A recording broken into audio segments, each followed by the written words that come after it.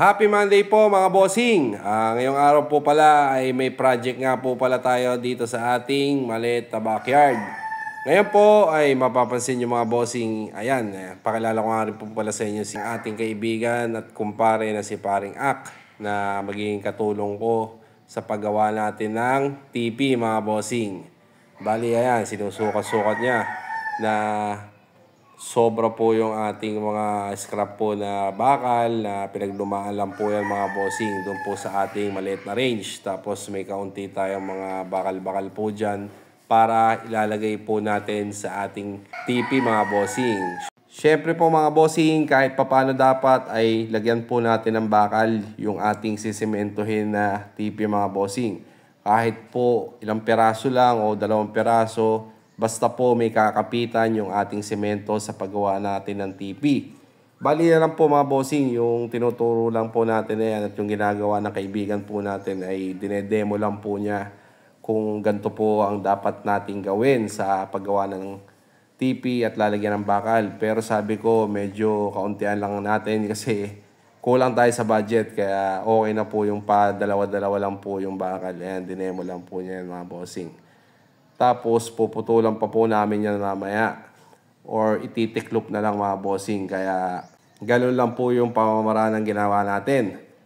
Bali, ngayon nga po pala mga bossing, kung mapapansin nyo, maliit lang po yung TP natin na ginagawa. Bali, 3 feet lang po to mga bossing. Tapos yung lapad po niya ay 2.5 meters po siya mga bossing. Siyempre, ito pong ating ginagawang TP ay more on stags po tayo.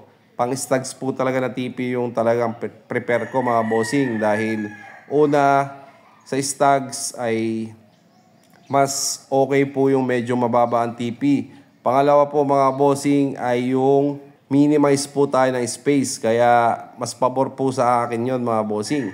Tapos mamaya, sasabihin ko din po sa inyo yung mga ginawa po natin at kung makakailan po tayo na TP dito mga bossing. Dahil ito po, ang ginawa po namin ay isang simento at 8 timba po na buhangin mga bossing. Kaya check po natin mamaya kung makakailang TP po tayo para may idea na rin kayo mga bossing. Ngayon po mga bossing ay prepare na po natin yung ating pattern para sa paggawa ng TP natin. Tapos, pakita ko po sa inyo yung ating mga nagawa na. Ayan. Bali, ganun lang po yung ginawa natin sa pattern. Siyempre, common sense na yun. Lalagyan lang po natin ng semento yun mga bossing. Tapos, yan na po yung mga nagawa po natin. Ayan. Bali, ito ay tiniklop ko na po yung isang pair po mga bossing. Mapapansin nyo, maayos naman po ang pagkakagawa namin at sobrang tibay po, pang matagalan na po yan mga bossing. Bali ngayon, ilan po ba yung nagawa natin sa isang supot na semento at sa 8 timba na buhangin? Bali, yan po, 10 pieces po mga bossing. 5 pares po na TP yan. Bali yan po, dito po natin sila ilalagay mga bossing. Medyo mababa pero minimize sa space natin at okay po yan mga bossing. Mapapansin nyo mga boss ay wala pong butas pa po.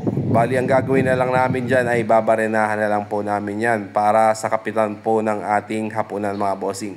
Bali ganyan lang po yung ating ginawa mga bossing. Maraming salamat po sa inyo. Sana po may natutunan po kayo at may counting idea po ay nalaman.